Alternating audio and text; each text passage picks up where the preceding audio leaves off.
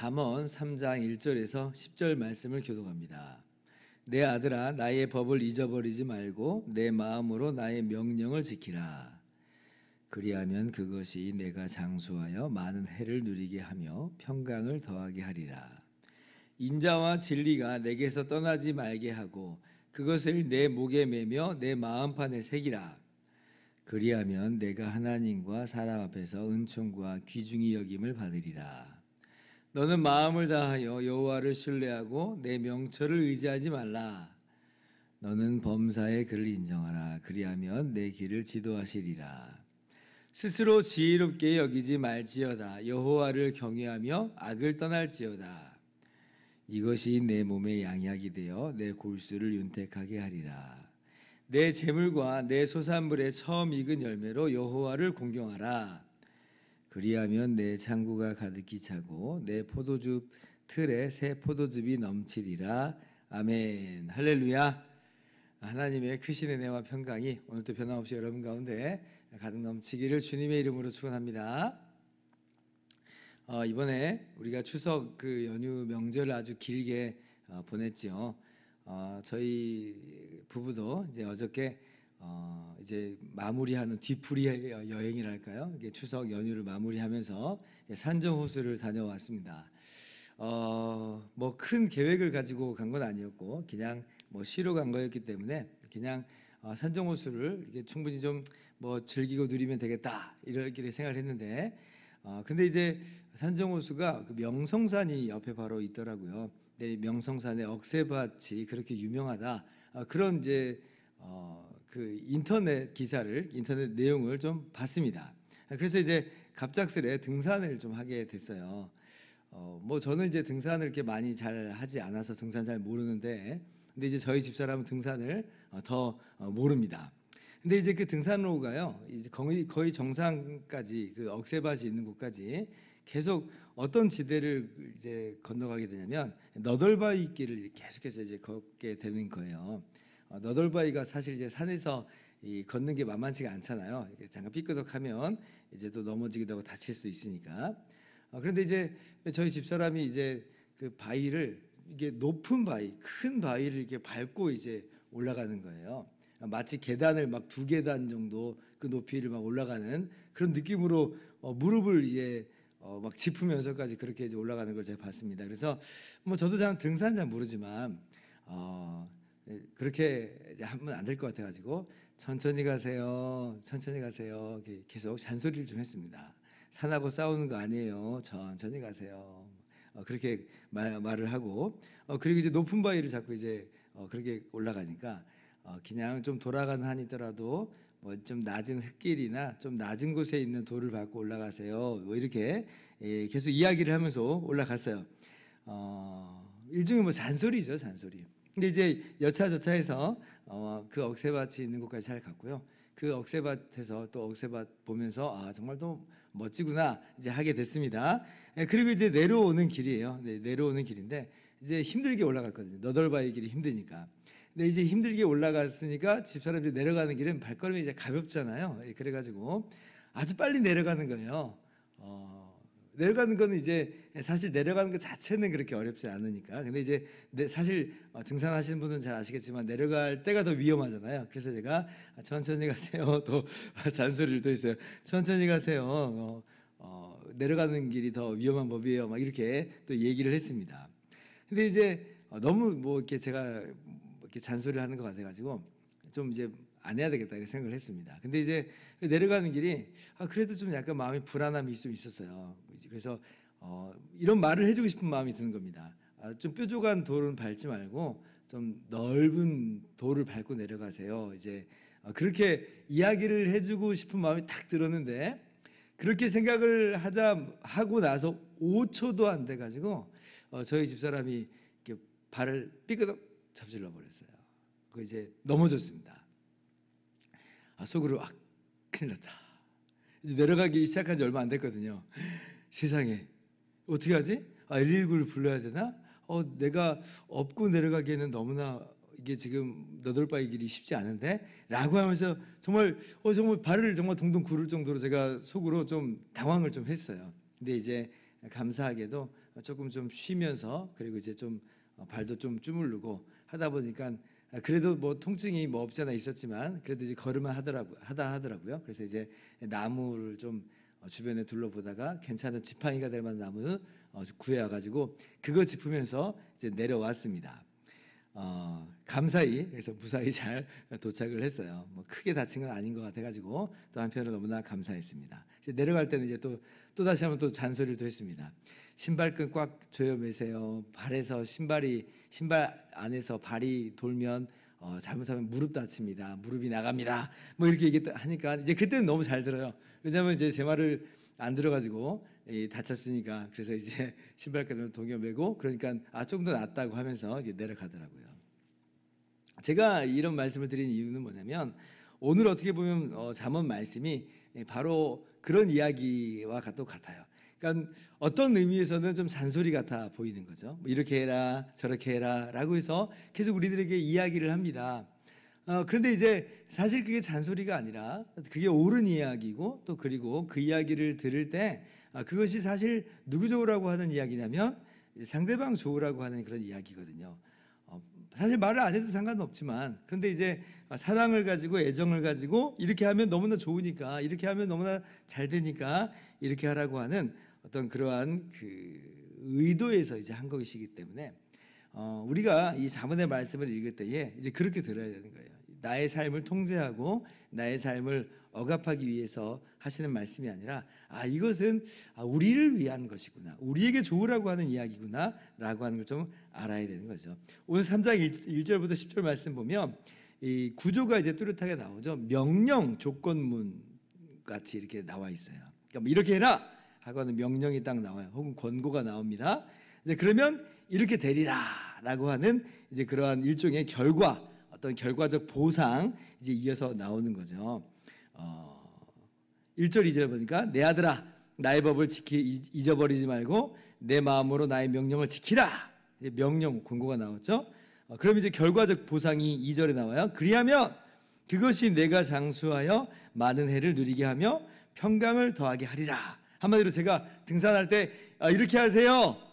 그러면 이제 그게 뭐예요? 그러면 그게 피가 되고 살이 돼요. 그게 좋아요. 그렇게 해야지 안전해요. 이제 이렇게 이야기하는 거잖아요. 정말 중요한 것, 정말 필요한 것을 이제 그렇게 이야기하는 형식을 가지고 있는 것입니다. 자, 그러면 오늘 이 잠언 3장 1절에서 10절까지 말씀 중에서 정말 중요하고 정말 필요한 건 뭐냐? 무엇을 그러면 오늘 말씀이 우리들에게 이야기하고 싶은 거냐라고 할 때에 하나님과의 올바른 관계를 점검하면서 우리가 하나님과의 그런 올바른 관계를 등한히 하고 있다면 다시금 하나님을 가까이 하라. 하나님과의 관계가 잘 맺어지고 있는 거라면 계속 그 길을 걸어가기에 힘써라. 지금 이것을 교훈하고 있어요. 그러면 그것이 피가 되고 살이 된다라고 이야기하는 거죠. 3절 말씀 보세요. 자, 인자와 진리를 내게서 떠나지 말게 하고 그것을 내 목에 매며 내 마음판에 새기라. 인자와 진리를 내게서 떠나지 말게 하라. 인자와 진리라 할 때 여기 1차적으로 이건 무엇을 의미하냐면 하나님께서 우리를 향한 그 인자와 진리를 의미한다라고 할 수가 있습니다. 그렇죠. 우리가 하나님 앞에서 우리는 참 성실하지 못한 삶을 사는데 그런데 하나님은 우리에게 참으로 성실하세요. 하나님은 인자와 진리가 많으신 하나님이에요. 우리가 잘 알고 있는 바대로 출애굽기 34장 7절을 보면 이스라엘이 출애굽하자마자 시내산에서 금송아지를 만들었을 때 그 엄청난 죄악을 저질렀음에도 불구하고 하나님께서 이스라엘 백성들을 그때 용서해 주신 것을 봅니다. 그때 뭐라고 말씀하시냐면 여호와라 여호와라 자비롭고 은혜롭고 노하기를 더디하고 인자와 진실이 많은 하나님이다. 그래요. 인자와 진실이 많은 하나님이다. 이 하나님의 인자와 진리를 우리의 마음 가운데 새기라라고 하는 것입니다. 그런 그 하나님의 인자와 진리를 우리 마음 가운데 새기면서 또한 동시에 이 인자와 진리는 우리가 하나님을 향한 그 인자와 진리가 돼야 됩니다. 그렇게 연결이 돼야 되는 거예요. 우리가 하나님을 사랑하고 우리가 하나님께 진실해야 된다라고 하는 것이죠. 신명기 6장 4절 보면 이런 말씀을 하나님께서 우리에게 기록해 놓으셨습니다. 이스라엘아 들으라. 우리 하나님 여호와는 오직 유일한 여호와이시니 너는 마음을 다하고 뜻을 다하고 힘을 다하여 내 하나님 여호와를 사랑하라. 오늘 내가 내게 명하는 이 말씀을 너는 마음에 새기고 또 너는 또 그것을 내 손목에 매며 내 미간에 몸의 표를 삼고.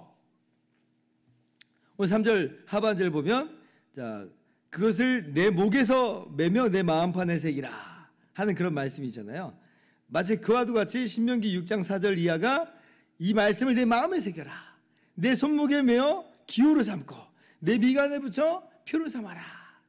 하나님을 사랑하고 하나님께 성실함을 하나님께 받은 그 은혜 안에서 우리도 하나님을 향해서 하나님을 사랑하는 모습으로 나가라라고 하는 거죠. 5절 6절 너는 마음을 다하여 여호와를 신뢰하라. 너는 범사의 그를 인정하라.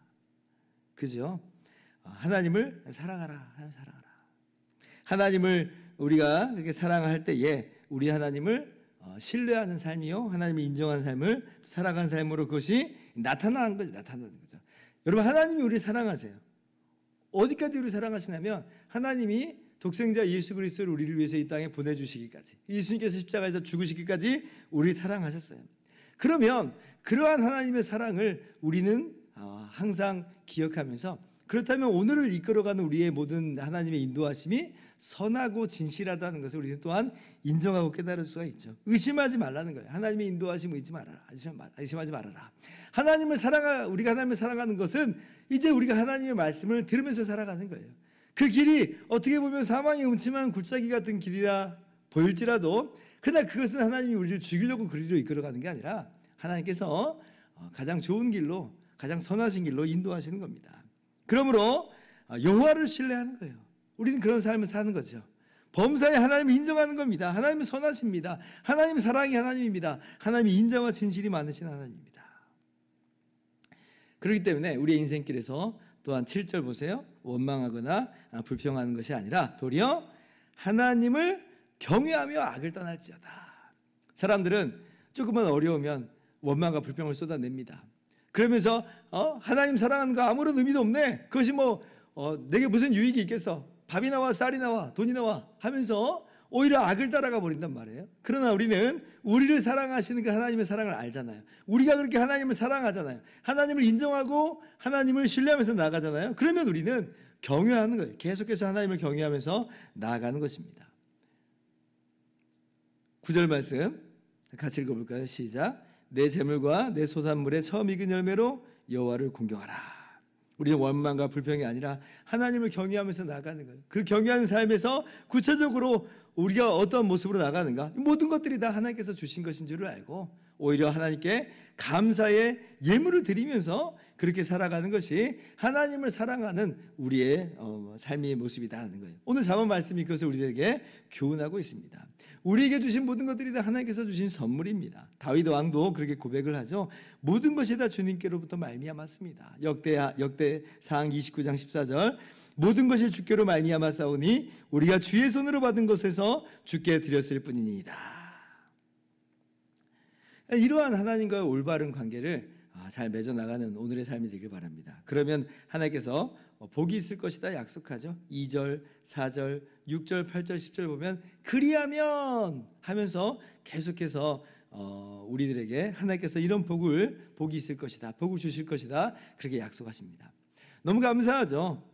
사실 이러한 하나님께서 복의 약속을, 복을 주시지 않는다 할지라도, 이런 거 없다 할지라도 우리의 마땅한 모습은 뭐예요?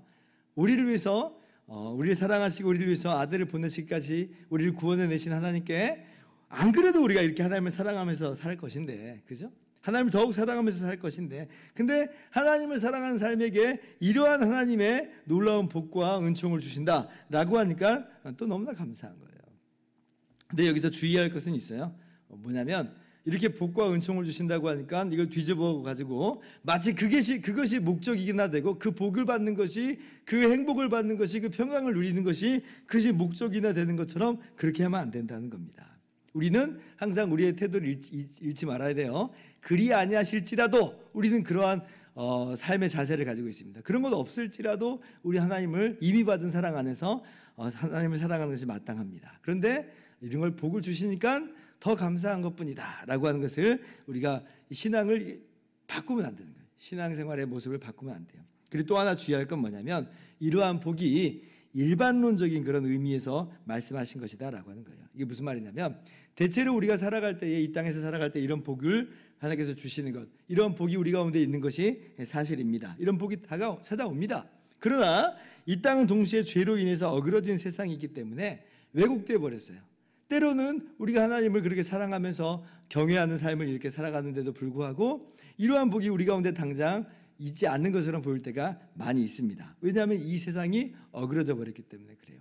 욥기를 보고 전도서를 보면 그러한 모습들을 우리가 너무나 잘 보게 되죠. 오히려 하나님 경외하지 않는 사람들이 더 아주 복을 받아 누리고 사는 것처럼 보이기도 한단 말이에요. 그러나 우리가 헷갈리면 안 됩니다. 그러니까 이제 아무렇게나 살아도 된다, 그런 게 아니라 일반론적인 의미에서 하나님께서 우리에게 복을 주시는 것은 맞다. 그러나 이 땅에서는 왜곡됐기 때문에 때로는 없을 수도 있다. 그러나 기억하세요. 그리 아니하실지라도, 그죠? 그리 아니하실지라도 우리는 하나님을 사랑하는 삶, 경외하는 삶을 살리라. 이렇게 오늘도 다짐하면서 하나님의 말씀을 우리의 마음 가운데 새기면서 살아가실 수 있기를 주님의 이름으로 축원합니다. 기도하겠습니다.